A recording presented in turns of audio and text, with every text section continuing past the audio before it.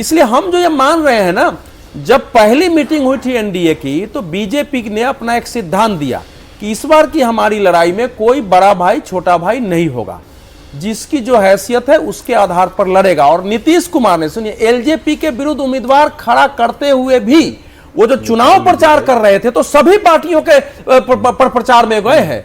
ये नहीं है कि वो केवल उनके एलजेपी के नहीं गए हैं। तो वो जो कॉम्बिनेशन है ना, वो कॉम्बिनेशन महागठबंधन में है ही नहीं, इसलिए वो इतना एकाकार है ना। 80% आपने हमको सीट नहीं दी, मांझी जी को सीट नहीं दी आपने। नहीं, हमका होगा, आदर्श में गया होगा, हमका होगा। नहीं 4 से 5 सीट लड़ रहे हैं, वो आज ही सारा सीट लड़ रहे हैं। 3 से 4 या 4 से 5 दिया हमका दिया। सौरभ जी, एलजेपीआर को आपने 7 से 9, इनका भी बता दें, ये 4 से 5 है, तो मतलब हमका तो बहुत बढ़िया 6 में 4 से 5 है, बहुत बढ़िया। हाँ, लेकिन वो 6 सीट में 4 से 5, लेकिन वो मार्जिन की सीट होगी। सुनिए, वो मार्जिन की 6 से 5 अगर वो जीत रहे हैं तो इसका मतलब वो आ सकते हैं, लेकिन मार्जिन वाली 4 से 5, 4 वाली सीट मतलब 4 भी जीत रहे हैं तो मेजॉरिटी से कम नहीं जीतेंगे। प्रदीप जी, ये अगर 29 में लड़के 7 से 9 एलजेपीआर बता रहे हैं चिराग पासवान को, तो ये कौन सी कैटेगरी में आएगा प्रदर्शन?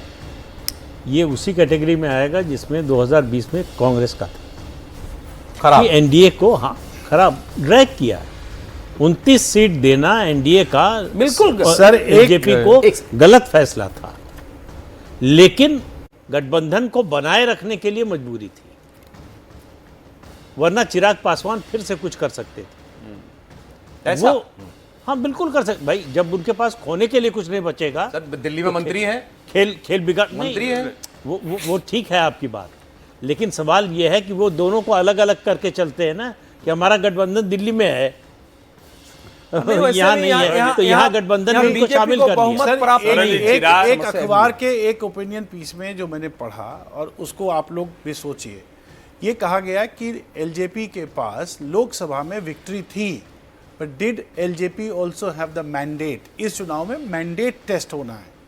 लोकसभा के चुनाव में एलजेपी को समर्थन मिल रहा था, कहीं से भी टिकट किसी को दे दिया जाए। आप समझिए, जो उनके खगड़िया के मेंबर ऑफ पार्लियामेंट है, कहाँ के, वो कहाँ से चुनाव लड़ रहे हैं, किस क्षेत्र से जीत रहे हैं, वहाँ कास्ट कम्बिनेशन क्या है, वो एक राष्ट्रीय, वो मोदी का वोट, मोदी का वोट। अब ये अपने पार्टियों के अपने वोट हैं। अब जैसे मनोज जी कह रहे हैं कि हम भी अगर 4 जीत रहा है, 6 में 4 जीत रहा है, इसका मतलब है वो मगध वाले क्षेत्र में जहां उनकी भूमिका है, वहां पर जो शेड्यूल कास्ट वोट है वो एनडीए की तरफ जा रहा है।